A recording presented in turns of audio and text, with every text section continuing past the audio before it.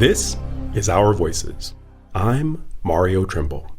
In order to be a place where everyone in our community feels valued and connected, we first have to ensure everyone believes they belong. Our Voices is a joint podcast production from the Colorado and Denver Bar Association's Equity, Diversity, and Inclusivity Joint Steering Committee.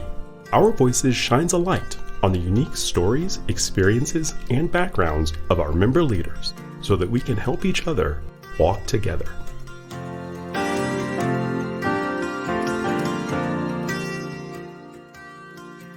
David Hersh is a senior shareholder at Burg Simpson and well-renowned in the legal community for his litigation skills and expertise. He has also spent countless hours impressing upon the importance of attorney well-being through his work on the Colorado Task Force on Lawyer Wellbeing. In this podcast, he discusses his own personal struggles, reprioritizing his life, and finding a healthy balance for himself and his family. Listen in as he speaks with Courtney Holm and Nicole Speraza in this episode of Our Voices. We are so fortunate today to be speaking with David Hersh. I'm Courtney Holm. I'm an attorney at Courtney Holm & Associates, where I primarily focus on mediation, family law, criminal defense, and civil litigation. And today I have my co-host. Hi, my name is Nicole Speraza. I'm a solo practitioner in the Denver metro area, and I primarily practice family law and a little bit of civil litigation. David, we're so happy you were able to sit down and talk with us today. As you know, the format of the podcast is to talk about who you were, who you are, and a little bit about who you're going to be in the future. So let's start off with really delving into who you were growing up, what your family was like, and what maybe led you down to the law school path. Thanks, Courtney. It's interesting. I grew up in a family in the Midwest that lived in a blue-collar area, working class. None of the people in my family went to college. I had one side of the family that were recent immigrants, and one side of the family that had a long history of farming in the farm communities. And so my sister was the first one to go to college, and I had the pleasure and the delight of also going to college. And so my parents were focused on education, but it wasn't something we had a lot of experience with. And as luck would have it, I had some very good teachers, and one of the things that happened to me was that I was working with my fifth grade teacher, Mr. Phelps, on a Tuesday afternoon after school, getting ready for a parent-teacher conference or something. And it's difficult now to believe, but apparently I was being a little bit of a smart aleck and maybe even arguing with him, although I can't imagine that. And so in exasperation, Mr. Phelps said to me, "I know what you should do when you grow up."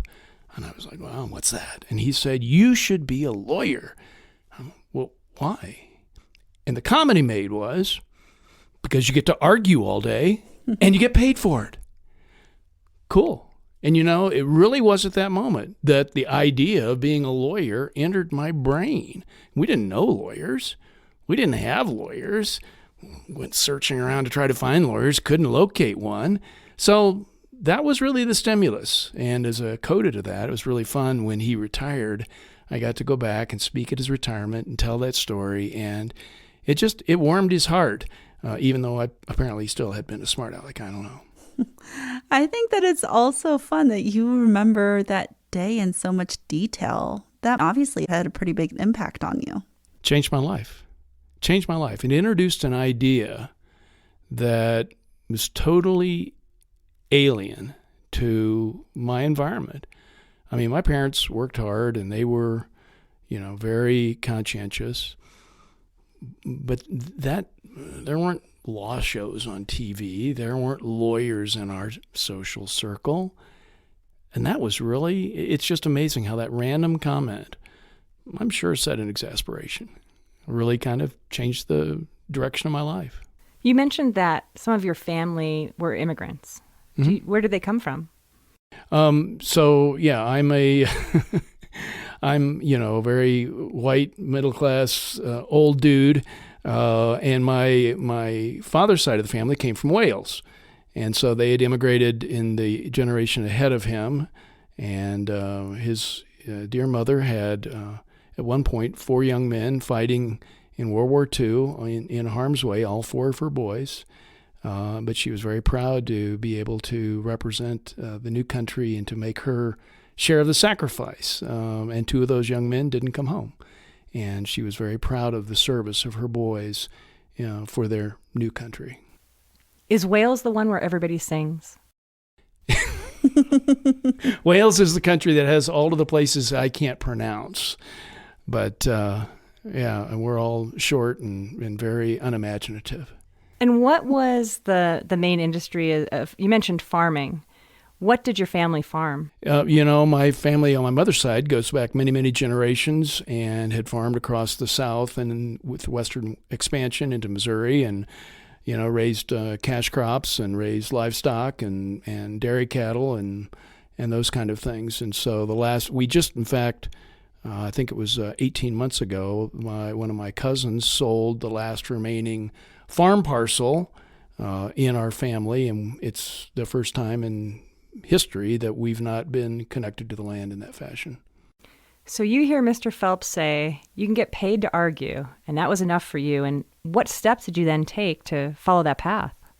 Well, we tried to find lawyers for me to talk to, and I think we finally found Mr. Hanna, who was, upon reflection, appears maybe was some sort of transactional lawyer. And I went and met him at his office and thought this is really dull. But, I got into forensics as well as sports when I got to high school, and I really enjoyed doing speech and debate and extemporaneous speaking and competed quite extensively. And that was a place where I've met some other lawyers who might come and judge or would have children who were involved from other teams. And then that led me to university where I continued that practice and got to work for a lawyer. I went to a relatively small liberal arts college in South Carolina, but had a lawyer who was teaching business law. And so I started pulling weeds at his family farm and cutting the lawn and trimming the bushes. And he said, you're not as dumb as you look. Maybe you can work in my office. And so I started working in his law office. And that was kind of the path and the gateway drug to getting into law school. And then the rest, as they say, is history. What school was that? In South Carolina, well, I hate to say it in public, but it was Bob Jones University. It's a small liberal arts, very strict religious school that has it's a university, has a number of majors, and I studied accounting and public speaking. But a big emphasis at the school is teaching Bible students and creating pastors and missionaries and that kind of thing. So it was a natural outgrowth of the very strict religious upbringing that I had that was kind of a trigger point for something we may talk about later in terms of my dysfunctional relationship with alcohol. But yeah. Well, that's not a very common correlation. You don't see a lot of accounting majors go into law school. Well, actually, I started out in the, quote, pre-law, close quote, major and realized, I'm going to graduate with a degree in being able to do nothing. That doesn't seem very realistic. So I transferred to the School of Business and got a degree in accounting, which has come in very handy, in doing civil trial work, which is what I do. And then I also got to study and obtain a degree in public speaking. And I had some great mentors and some great teachers and people who really, and if you think about it, like with many people who dedicate their lives to God or for their religion, they see it as their mission to teach. And I had some wonderful educators who took me under their wing and taught me, and I received a very high-quality education. I'm very grateful for that. So then where did you go to law school? I went to a Southern Baptist law school in North Carolina, Wake Forest University, which was literally the only law school in the country that would accept somebody coming out of Bob Jones University. So, the University of Colorado said, you don't bother applying. It's, University of Wyoming. Anyway, Wake was a great place to go to law school. I had some great professors, and I couldn't wait to leave North Carolina and come to Colorado. Were you one of those students that loved law school, or were you one of those students that couldn't wait to get out?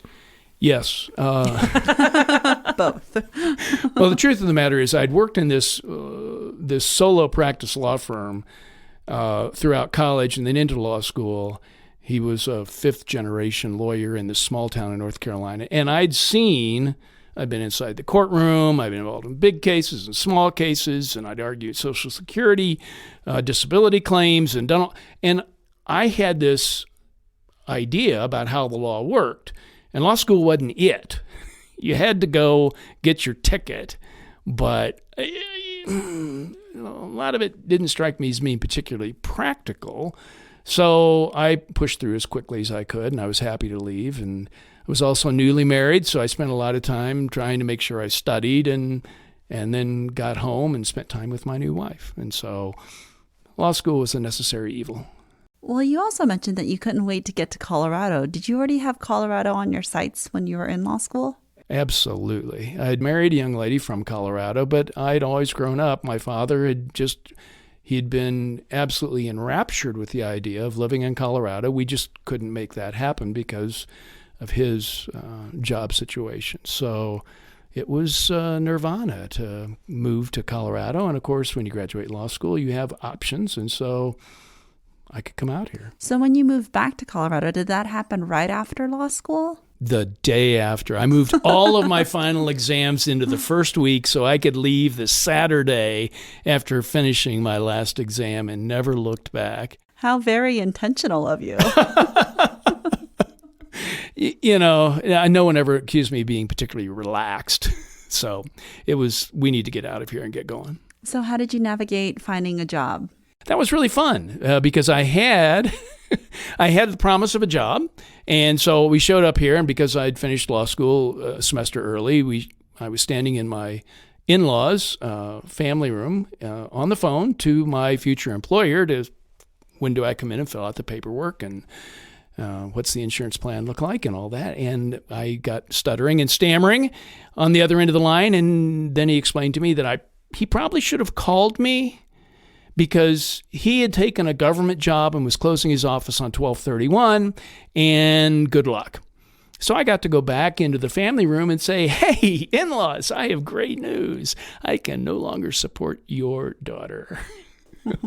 So that was great fun. I found a suite of lawyers who did mostly transactional work and some domestic work, who had civil cases and criminal cases and domestic cases. They needed some young pup to go and blather on about in court, and I said, I'm your guy. And so I got to work with them, and there's absolutely no silk stocking about my legal upbringing. I was over in the courthouse every week, sometimes daily, and while I'm there, I'm representing people I've never met before. I picked up their file just that morning. Yes, here's how we're going to enter the plea. Yes, we'll negotiate this. Oh, by the way, do you need a lawyer? Oh, great. Here's my card. Do you have any money? Here's my card. You can come by the office. So that was my blue blood upbringing in the law. So being in the court, it sounds like you were right at home, because that was someplace where it was almost like a stage for you, somewhat. It was a place where I wasn't smart enough to know how poorly I was doing. And the reality is, shortly after being admitted, we looked around the office and decided that I was the most experienced trial lawyer in the office, and I should be lead counsel on a multi-week civil trial, which I did lead on, and where I got my derriere royally kicked. I think that the lawyer, who's now a friend of mine, at the time used my tail feathers to dust the chandeliers and all the corners and crevices. And I learned more in that couple of weeks, getting my head beaten in, than I learned all of law school, and probably ever since. So I was not particularly skillful, but I was very enthusiastic. That's what makes good lawyers, though, right? The ones that actually make a few mistakes or learn a few things along the way, they're going to get a better result from, because they're going to work harder. If you survive. If you survive. So now you're doing only civil litigation. How did you get down to the firm that you're at now? So I'm very fortunate. I get to do complex civil trial work, and I joined another firm downtown that did nothing but insurance defense work in the mid-'80s, and had some great mentoring and some great opportunity to work on some very fascinating cases, and had some outstanding lawyers who took me under their wing and kind of encouraged me and mentored me. And then in 1989, I was fortunate enough to join the firm I'm with now, Burg Simpson. It was Berg and Eldridge at the time, and got to work with some of the finest trial lawyers I know, and people who needed some young guy to train and to help along, and who was willing to do the work. And it's been a delight ever since. It sounds like mentoring and networking to some degree has been fairly impactful in your life. How important is that for young lawyers to try to find someone to help guide them? Because you mentioned that case that maybe you got your derriere kicked a bit. So if you had a mentor during that, it might have turned out differently. Now, there's no maybe about it, Courtney. I absolutely got thrashed. And yes, having a mentor would have been a great thing. I think mentoring, and I didn't realize it was mentoring back in the 80s. No one called it that. But mentoring is critical for the young lawyer coming along, and it's critical for the more experienced lawyer who has so much wisdom to share.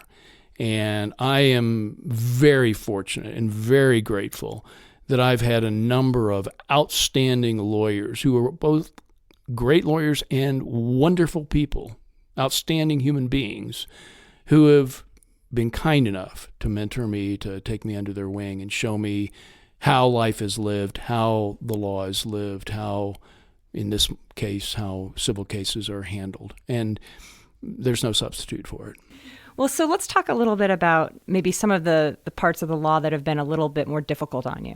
And so you had mentioned, you'd highlighted a little bit when you were in college and hinting towards maybe some dysfunction down the road. Oh, so you may be disclosing about my dysfunction. I'm happy to do that, Courtney. And the fact of the matter is that I'm very outspoken about it because I really want to help change the dialogue around the issue. Growing up in a very strict religious home, there was no alcohol. And we didn't even use the word alcohol. That was sin and evil. And so I'm one of those people who got to college and had never had a sip of alcohol and went to a school where they'd kick you out if you drank. And so when I got married and went to law school with all the pressure, we had an issue where my wife was starting to have panic attacks. And a resident at the Wake Forest clinic suggested that rather than buying prescription drugs, we ought to just buy some wine and she'd be fine. And for me, that was the introduction to the world of alcohol. And it was in fairly short order that I became a daily drinker and then a daily heavy drinker, and ultimately spent 10 years drinking to blackout every night.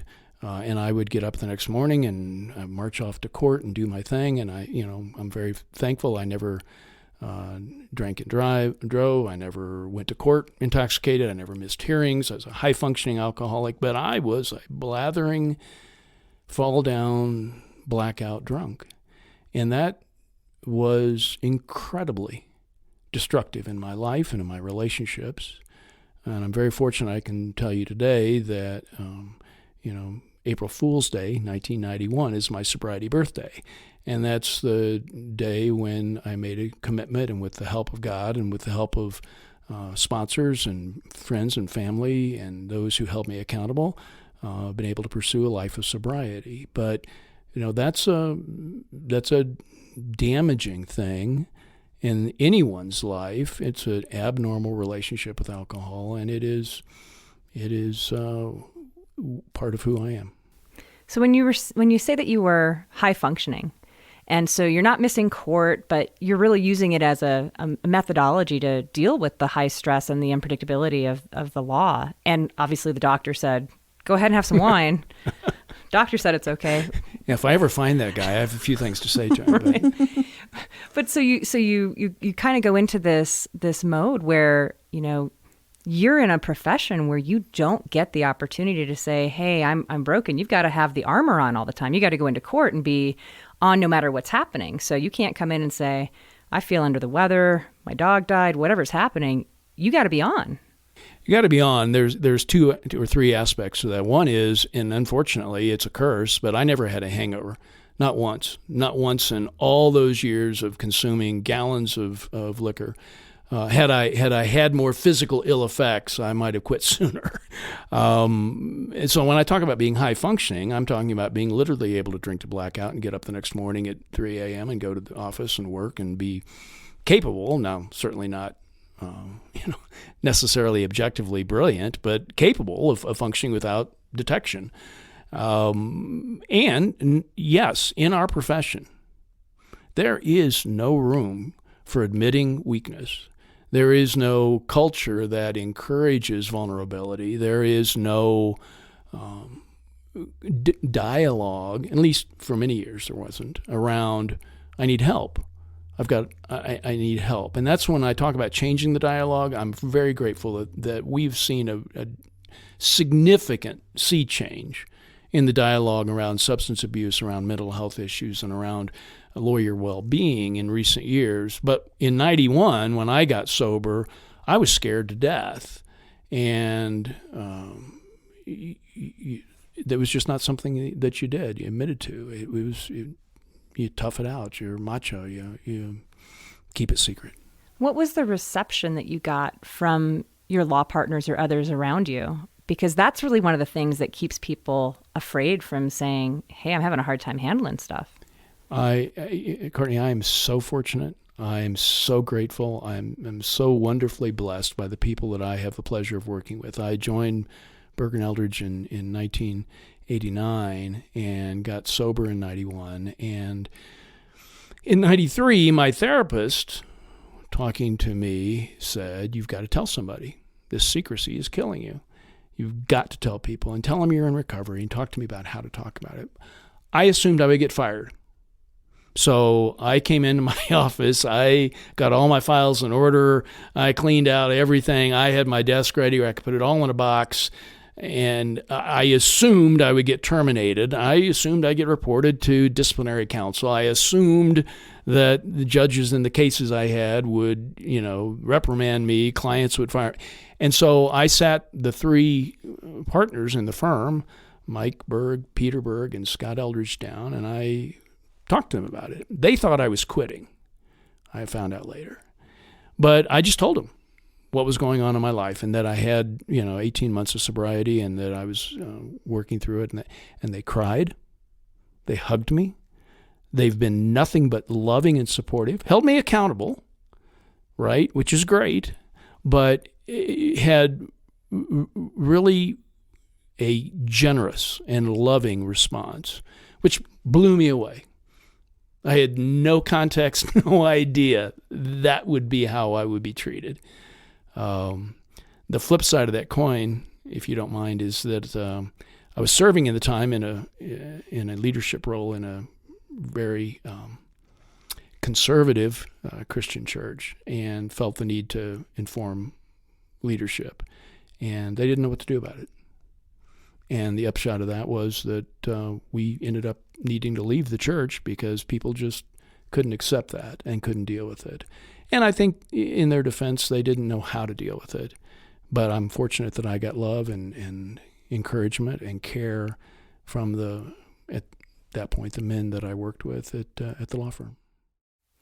That's really a touching component to that, right? Because you have this one institution that is supposed to be turn the other cheek, love everyone, be supportive of that, and they weren't as sure what to do with that. And here you have the shark swimming lawyers that are welcoming you and hugging you and trying to support you through that journey. Yeah, the contrast has been as you can imagine, a decisive turning point in my life. And as I said, I'm just incredibly grateful, and I couldn't have imagined it. I know that you're very passionate and active about trying to make sure not only that conversation has changed, but what kind of things are there available for someone who might be in the law that's facing those challenges? Listen, I'm passionate about that, as you said, because I care about the people that share our profession. And so there are a number of resources that are available. One of the most important resources that is available is COLAP, which is the Colorado Lawyers Assistance Program. It's a strictly confidential, by Supreme Court rule, it's confidential. And so they cannot in any way reveal your identity, that you're involved, that you've contacted them, but they provide counseling services. They provide referral services to qualified therapists who actually know how to deal with lawyers who have substance issues or mental health issues. They have tools that they will provide, and it's paid for by our registration fees. When we pay every year, part of that money that we give to the Supreme Court goes to fund COLAP. And it's a marvelous organization, call them up. They will get you on the right path. The other cool thing for most lawyers is if you have some kind of health care plan at your place of employment, it's likely that you have an EAP provision that provides a wide array of services that many people don't know about, that include counseling services, therapy services, financial counseling services, mental health services, etc. And those resources are available, and it's important that lawyers not be ashamed to reach out and ask for help. There are a number of other really good organizations, but those are the two I'd highlight. I'm also a little curious as well, because it feels like a lot of the events, for example, that are held through not just the Bar Association, but between lawyers, involve alcohol or heavily centered around alcohol. How do you navigate that? It sounds like you've been sober for 30 years now? Yes. Congratulations, by the way. Thank you. How do you navigate those events and those social situations? Well, so you Nicole, you touch on something that is of concern, which is we have a societal and a cultural reflex, which is let's relax with alcohol, let's have happy hour, let's have receptions with alcohol, and that feeds the perception and the practice of unhealthy coping and attempts to palliate the stress and the anxiety and worry that we feel as lawyers. And so that's a cultural issue, and it is something that is in part an explanation for the fact that as a profession, lawyers have a much higher incidence of substance abuse, problem drinking, much higher incidence of mental health, anxiety, depression, those sorts of things, than not only the population at large, but other high-stress professions like medicine or accounting or even air traffic controllers. And so we're reinforcing that with our social conventions, and that conversation is changing as more awareness is reaching the surface.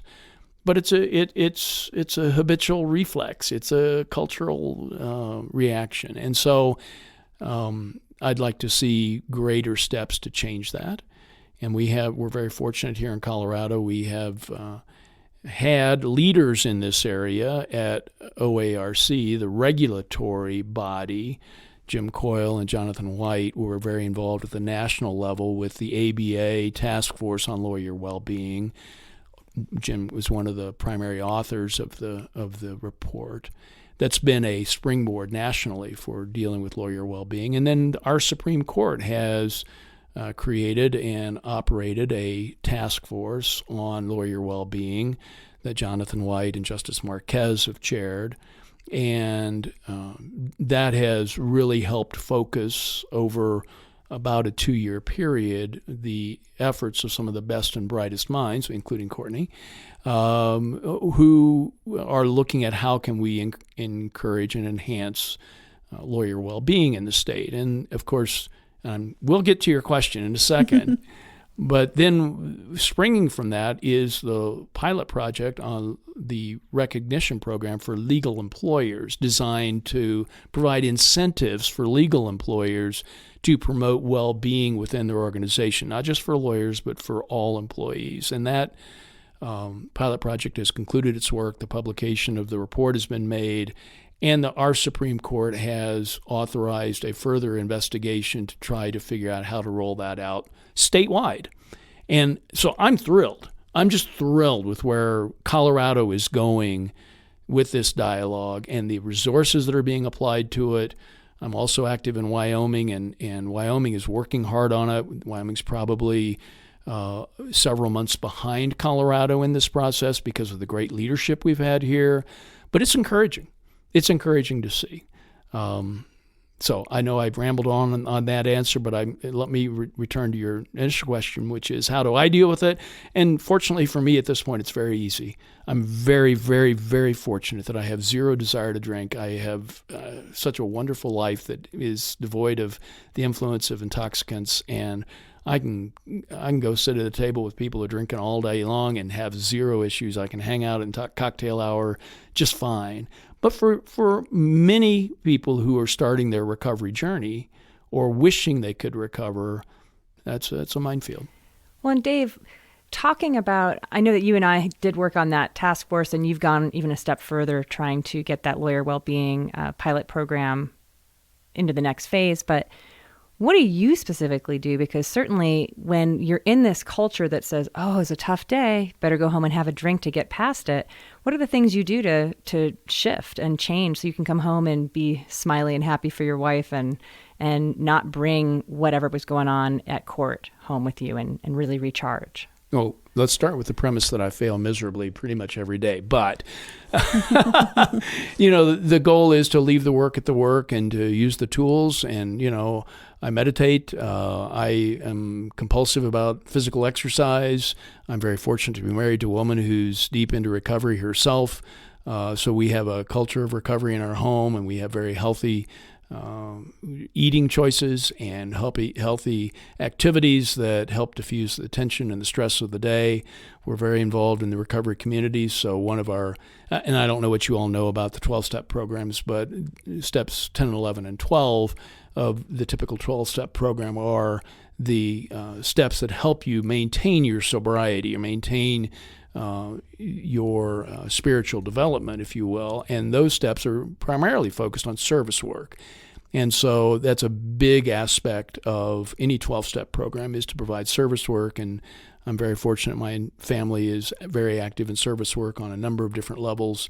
And it does help, keep us healthy and give us a healthy outlet for the stress and tension and concern of the day.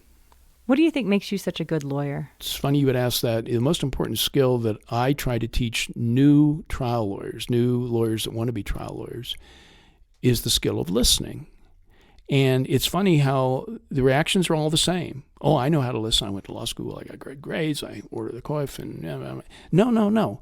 There are so few people in our world today, our information age, who are really adroit at listening. And it's a critical skill because it draws one into being present. And so, not to get too philosophical here, but I think being present in what we're doing, whether it's relationships, where it's easy to be worried about a lot of things, and we need to be present, or being present in the courtroom with the judge, with the witness, with the jurors, that's a critical skill, and I think it makes a huge difference. And the result is that I really enjoy handling high-dollar, complex civil cases from really, really smart people who do really amazing things that I can't even begin to imagine, and I'm able to be present in that process. That's a muscle, like listening. It's a muscle. Well, and with your accounting background, you probably really love being able to make these big damages and monetary flow charts for everyone to follow through, Excel spreadsheets. No. No, it's a valuable tool, and I use the accounting piece on a regular basis, but do I love it? Not on your life. I do like it when the jury puts lots of zeros in the verdict form, though. I like that. Isn't that how it works for you? Every time. Every time. If you don't ask for it, you don't get it, right? Very true. Very true. Although it's been interesting to see how the social media age, the information age that we live in, right? We have so much information now. You'd think people would know so much more. No, it's just changed the way we process data.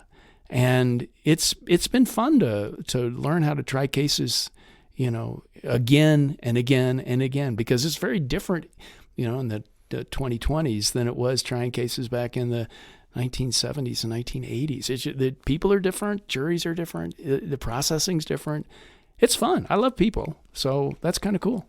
You've been at Burg Simpson for 32 years, if I did my math right. Okay. right? I'll trust you on that. It was July the 5th, 1989. How do you keep your passion for this so that you're not going into autopilot? And you're a really engaging guy. I can imagine you in front of a jury. It would be probably pretty entertaining. They're probably hanging on every word that you say.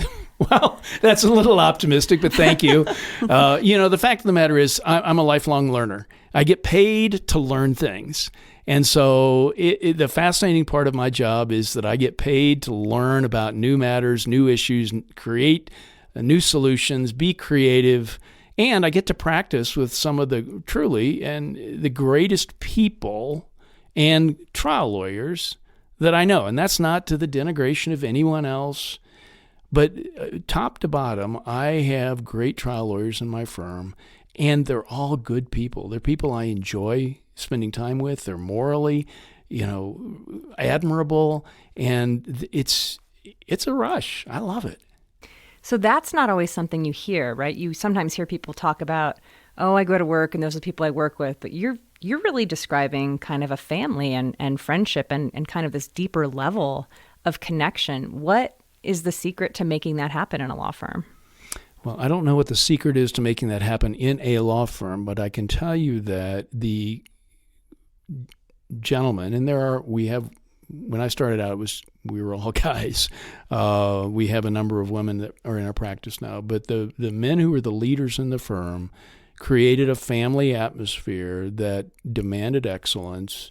And of course, they came with their own character, moral excellence and character excellence. And we have brought in people and created affiliations that are based on relationships where we value excellence and we value people over money. And the theory was that if you are excellent at what you do and treat people right, the money will follow. And so far, I've been very fortunate to say that's absolutely true. So, for example, we're affiliated with the former Senator Alan Simpson and his family up in Cody, Wyoming, and that came through relationships. And I will tell you, they are truly wonderful human beings. Al Simpson is one of the most amazing Americans I can ever imagine. I don't really care for most politicians, but he is a true statesman. And so that character fit with the character of the men and women I was practicing with. So you've had, and I'm going to call it an illustrious career. I know you're being pretty humble today, which we appreciate. But what is next for you? There's so much left to do, so much left to learn. And again, I'm fortunate. I love what I do. And I get to do it with people that I truly love and care about. And I'm fortunate enough to select my clients. There was a period of time in my life where I had to accept the clients that I could find. And I'm blessed to say at this juncture that I get to pick the clients I want. And if I have people that come in to try to hire me that I don't particularly care for or I don't think are being forthright, I don't have to represent them, and I don't. I don't have to do the kinds of cases I don't want to do. So I get to do fascinating cases that fascinate me. And I think there's a whole bunch more of them out there to be done. And as long as I can help people, and that sounds saccharine, but it's really true. As long as I can help people and at night put my head in my pillow and close my eyes and know that I've done a great job and I've helped people do good stuff, who wouldn't love to continue doing that? What are the cases that you love to do?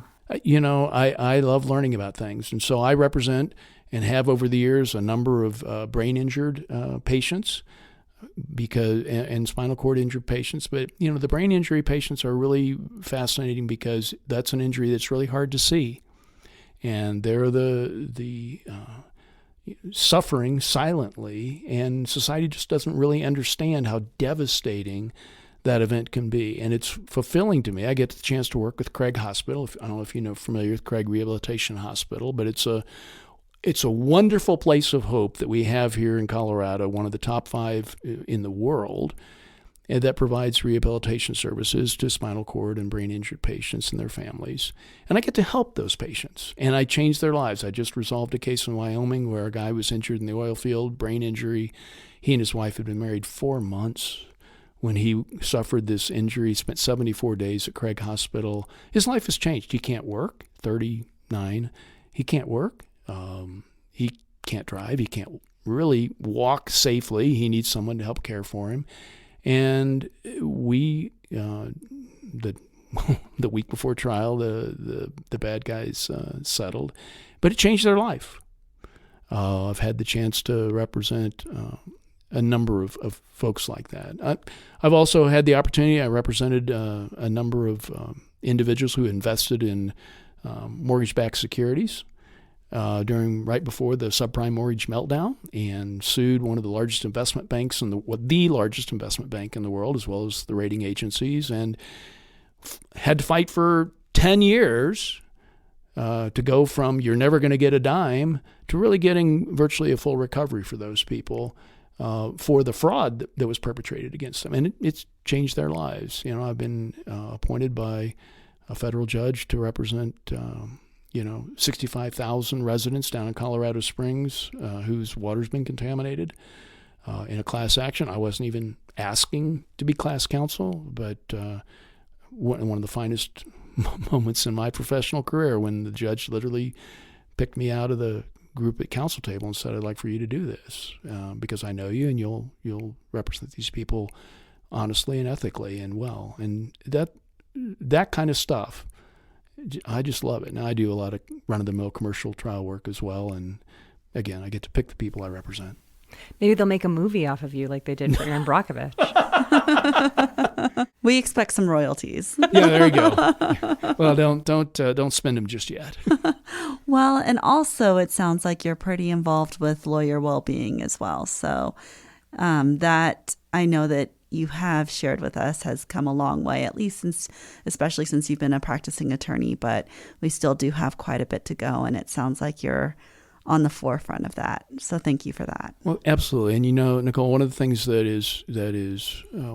gives me a lot of positive feedback is that I have the opportunity to work with COLAP as a peer counselor or a peer resource for lawyers who have substance or mental health issues. I'm not a professional. I don't know any science around it, but I can share my experience, strength, and hope. And it's always a delight when lawyers are able to trust me and say, let me just tell you what's going on in my life, and can you help, and can you help? And you see lives changed. I have people who, they come back and say, this is unbelievable, the freedom that I have and the relief that I've gotten. And I think that it's incumbent upon all of us who care about the lawyers that we practice with, the people that we love, the people we respect, the people that are part of our community, to give back. And I can't do what you all do. Your gift to our community is prodigious, but I can do what I can do, and I'm thrilled that I'm able to do it. Your strength and hope and enthusiasm is positively contagious, and we have so enjoyed our time with you today, and so thankful that you were so open and willing to continue that conversation so that we can help other people in the future. Thank you, Courtney. I appreciate it. Listen, it's been my great pleasure. Thank you.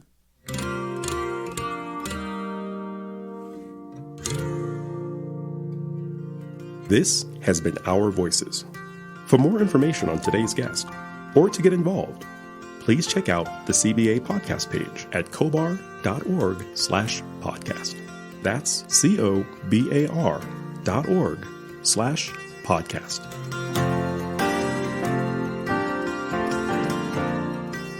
This podcast series was created by members of the Colorado and Denver Bar Associations. Our Voices is a collaborative effort of the EDI Joint Steering Committee messaging team, including Mallory Revel, Linda Moss, Bonnie Schreiner, Mallory Hasbrook, Mo Watson, Mario Trimble, Courtney Holm, and Emmy Lopez, with our CBA Communications Team Director, Heather Fulker. Our recording engineer is Rick Ponteleone of Lionsbridge Recording. Our producer and editor is Courtney Holm, with theme and introduction by Mario Trimble. This podcast is made possible because of the support of the Colorado and Denver Bar Associations. On behalf of all of us, thanks for listening to Our Voices.